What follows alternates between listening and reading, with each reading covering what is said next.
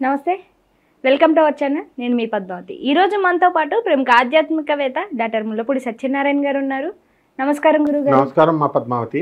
గురుగారు, మనకి మే నెలలో గురుగ్రహం మార్పులు అనేవి జరుగుతున్నాయి. అయితే దీనివల్ల కుంభరాశిలో అసలు ఎటువంటి పరిణామాలు ఉండబోతున్నాయి అంటారు? వీరికి ఈ నెల అంతా కూడా ఎలా ఉంటుంది అసలు?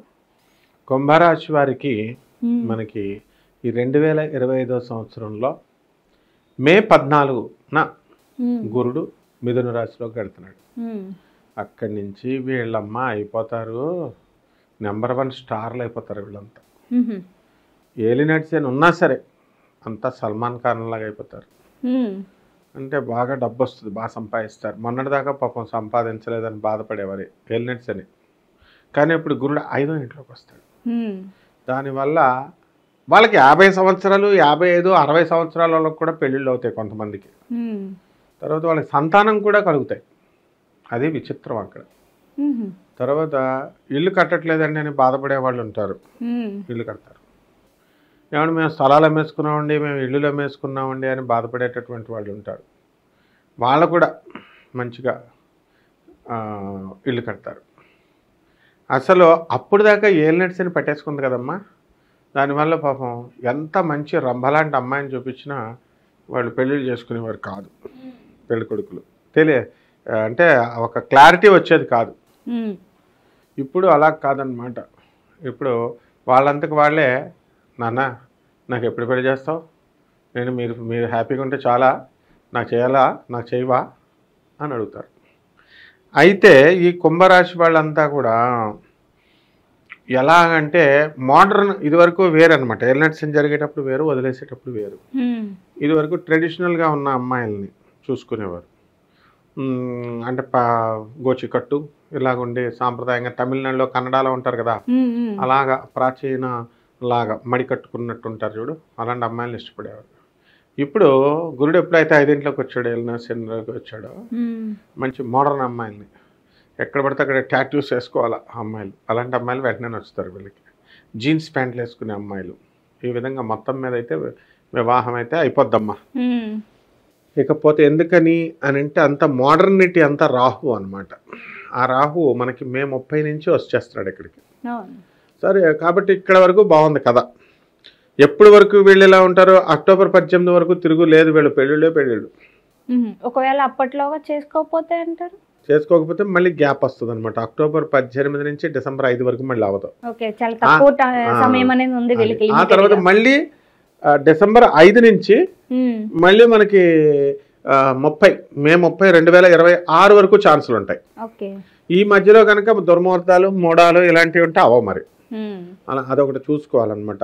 ఏంటంటే తర్వాత అప్పుడు మనకి శుక్రుడు రాహుతో కలిసి ఉన్నాడు కదా. అప్పుడు మామూలుగా ఆడపిల్లలు ఏం చేస్తారంటే వాళ్ళ ఫ్రెండ్స్ దగ్గరికి వెళ్తారు. వాళ్ళ ఫ్రెండ్స్ ఏం చెప్తారంటే, నేను పెళ్లి చేసుకుంటున్నాం, మన ఫ్రెండ్ పెళ్లి చేసుకుంటే వాళ్ళ అత్తగారు బాధలు పెట్టింది, జాబ్ చేయనివ్వట్లేదు అని, డబ్బులో కట్నాలు ఎక్కువ తెమ్మంటున్నారు, ఇలా సరిగ్గా చూసుకోరు అని భయపెట్టేసి అలాంటి వాళ్ళు భయపడతారు. పాపం ఈ మంచి పిల్లలు, వీళ్ళ అమాయకులు ఏం చేస్తారంటే, అయ్యబాబోయ్ నిజంగా ఇవన్నీ అవుతాయేమో అని పెళ్ళంటే హడిలిపోయి అలా దాక్కుంటారనమాట. ఎప్పటి నుంచి ఎప్పటి వరకు? అక్టోబర్ 18 నుంచి డిసెంబర్ 5 వరకు. అంటే వాళ్ళ ఏమో అపోహలు పడాల్సిన అవసరం లేదు. ఇలాంటి వాళ్ళంతా వీళ్ళు పెళ్ళిళ్ళు చేసుకోవచ్చు. లేదా ఒకటే పాలసీ అమ్మ, చేసేసుకుంటే పెళ్ళిళ్ళు చేసుకోవాలి, లేకపోతే ఖాళీగా ఉండకూడదు, లేకపోతే సన్యాసం తీసేసుకోవడమే అనేటటువంటి ఆలోచన వీళ్ళకి వస్తుంది. అంటే అలాంటి స్వామీజీలు తయారవుతారు.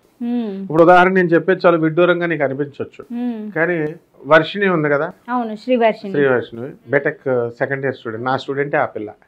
అయితే ఏం చేసింది, బీటెక్ వాళ్ళంతా మన స్టూడెంట్సే కదా. అయితే ఆ పిల్ల ఏం చేసింది, ఈ అఘోరగాడితో, శ్రీనివాస్ గారితో వెళ్ళిపోయింది. ఎందుకని?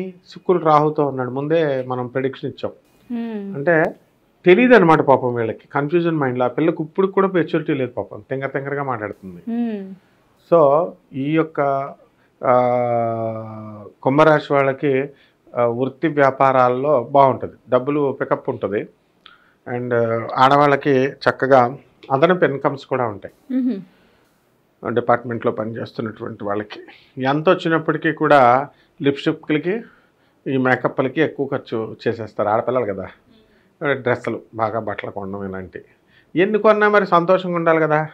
ఈ ఏలినాటి శనిలే సంతోషం ఉండేవాళ్ళు. అదొకటి మెయిన్ పాయింట్. తర్వాత సంతానం లేదని అనుకున్న వాళ్ళకి సంతానాలు కలుగుతాయి, కన్సీవ్ అవుతారు. అండ్ చాలామంది మనకి ఇప్పుడున్నటువంటి వాళ్ళు ఎలా ఉన్నారంటే ఈ ఫెర్టిలిటీ డాక్టర్స్కి వాళ్ళు లక్షల రూపాయలు ఖర్చు చేస్తారు. కానీ పేదవాళ్ళు పాపం అడిగితే 10 రూపాయలు కూడా ఎవరు.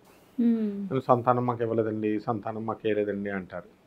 అంటే కర్మ తొలగించుకోవాలమ్మా, దాన ధర్మాలు చేసుకోవాలి. పేదవాళ్ళకి వికలాంగులు వాళ్ళు అడగరు, మనమే ఇవ్వాలి వెళ్ళి. ఆ తర్వాత ధర్మంగా ఉండమన్నా కూడా చాలా ప్రాబ్లంగా ఉంటుంది. ఇప్పుడు ఎవడుంటాడని ఇనుము సంబంధమైన వ్యాపారాలు ఇవన్నీ కూడా బాగా కలిసి వస్తాయి. ఇన్కమ్స్ బాగా పెరుగుతాయి. ముఖ్యంగా చేపల రొయ్యల చెరువులు, ఈ యొక్క కోల్డ్ స్టోరేజ్ వ్యాపారాలు అన్నీ కూడా బాగుంటాయి. ఎక్కువగా దొంగపేటాలు, దొంగ ఆశ్రమాలు నడిపే వాళ్ళ పరిస్థితి బాగుంటుంది కుంభరాశిలో. అలాగే వీళ్ళు ఈ యొక్క ఏలినాటి శని అంటేనే ఫ్రాడ్యులెంట్ పీరియడ్ అనమాట. అంటే ఎక్కువ శని డిసిప్లిన్గా నేర్పడానికి చూస్తే మనమేమో ఫ్రాడ్ చేయడానికి చూస్తాం. అందువల్ల ఈ కష్టాలు. ఇప్పుడు ఏలినాటి శని అంటే ఏంటమ్మా? అదే ఏలినాటి శని సమయాల్లో తల్లిదండ్రుల ఆరోగ్యాలు జాగ్రత్తగా చూసుకోవాలి. అది కూడా మెయిన్ పాయింట్. సో కుంభరాశి వాళ్ళకి దూరపు బంధువుల మరణాలు వినేటటువంటి అవకాశాలు కూడా ఉంటాయి. కాబట్టి one should be very careful and one should be very broad. ఇప్పుడు దాన ధర్మాలు చేయాలి బాగా. కాబట్టి అప్పుడు వాళ్ళకి ఏమనుకుంటే ఆ పనులు అవుతూ ఉంటాయమ్మా. కానీ గురువుగారు ఎంత చూసినప్పటికీ కాస్త వీరికి మిశ్రమంగా ఉన్నాయి కాబట్టి అన్నిటిలోనే కూడా మరి ఆరోగ్య విషయంలో వీరు ఎటువంటి జాగ్రత్తలు తీసుకోవాలంటారు? ముఖ్యంగా మందు కొట్టకూడదు, సిగరెట్లు తాగకూడదు. బ్లాక్స్ అవుతాయి కదా, హార్ట్స్ బ్లాక్స్ అవుతాయి.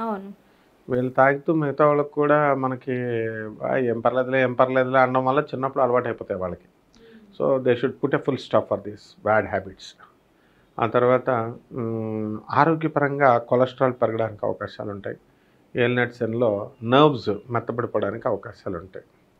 అందువలన వీళ్ళంతా కూడా వైరాగ్య భావన వచ్చేస్తుంది. నీకు ఒకటే గోల్డెన్ పీరియడ్ ఏంటంటే 40 సంవత్సరాలు దాటిన వాళ్ళు ఎవరికి ఇంక పనికిరారు. ఇంకా ఓన్లీ అప్ టు 40 అంటే ఇప్పుడు మంచి టైము. అప్పుడే మనము చక్కటి గురువుల దగ్గర పెరగడము, క్రమశిక్షణ ఇవన్నీ. 40 తర్వాత వైరాగ్యం వచ్చేస్తుంది అనమాట. ఏమున్నదండి ఏంటండి అంటారు, యూత్ని జడగొడతారు. కాబట్టి ఈ యొక్క మిశ్రమ ఫలితాలకు గాను వీళ్ళు ఏం చేసుకోవాలంటే ఆరోగ్యం గురించి అడిగావు కాబట్టి ఈ యొక్క సూర్యనారాయణమూర్తి ఆరాధన బాగా చేసుకోవాలా, ఆదిత్య హృదయం బాగా చదువుకోవాలా, తర్వాత సూర్య నమస్కారాలు బాగా చేయాలా, జిమ్ములకి జుంబోలకి వెళ్ళడం కాదు, ఇంట్లో పని బాగా చేసుకోవాలా. మంచిగా చేసుకుంటే అసలు జిమ్ములు అవసరం లేదు. మనకు 15,000 ఖర్చు పెట్టేసి వెళ్ళిపోతున్నారు అందరూ. వేస్ట్, టైం వేస్ట్ అనమాట. ఏమన్నంటే హెల్త్ అంటారు. అంటే ఒక రోజు నడిచేస్తే సరిపోద్ది, డైలీ నడవాలా? మనం డాక్టర్లు కాదా, మనకు తెలియదా? పొద్దున్న మాటలు నడవాలి. అరే బాబు మధ్యాహ్నం కూడా నడవచ్చు, సాయంకాలం కూడా నడవచ్చు, మార్నింగే నడవాలని లేదు. వాకింగ్ ఎప్పుడైనా మంచిదే. అందువలన అందులో ఉన్న ఫ్యాట్ లాగి పడేస్తుంది, కొవ్వు లాగేస్తుంది. అంటే మార్నింగ్ టైం అంటే మనం అది ఫ్రెష్గా ఉంటుందని వెళ్తారు వాళ్ళు కబుర్లు చెప్పుకోవడానికి. ఎక్కడ చేస్తున్నారమ్మా వీళ్ళు? ఫోన్లు పట్టుకొని మాట్లాడుకుంటూ వెళ్తున్నారు. వాకింగ్ కూడా సరదా ఇలా ఊపితే వెళ్ళాలి. చూడు 90 సంవత్సరాల వాళ్ళు కూడా చాలామంది ముసలి ఇలా యాక్టివ్గా నడుస్తారు. వాళ్ళకి ప్రాణం మీద ఇంకా ఆశ ఉంటుందన్నమాట. ఇంకా ఎక్కువ పెంచుకోవాలని నడుస్తూ ఉంటారు. సో ఫస్ట్ అమ్మా నువ్వు ఒకటే, ఎక్కువ కాలం బతకాలన్నా, మన జాతకాలు బాగుండాలన్నా పేదవాళ్ళు 10% ఇచ్చేయాలమ్మా వీళ్ళ జీతాలు. మన ధర్మశాస్త్రం చెప్తుంది క్లియర్గా, అందులో డౌట్ లేదు. కాబట్టి అలా చేసుకుంటే సరిపోద్దమ్మా. వీళ్ళు పరిహారాలకి రావి చెట్టు చుట్టూ తిరగడము, 108 ప్రదక్షిణాలు శనివారం నాడు చేసుకుంటే సరిపోతుంది. చాలా చక్కగా వివరించారు గురుగారు. అయితే కుంభరాశి వారికి ఈ గురుగ్రహం మార్పుల వల్ల ఏ విధంగా ఉండబోతుంది అనేది ప్రతి ఒక్కటి కూడాను. ధన్యవాదాలు. ధన్యవాదాలమ్మా.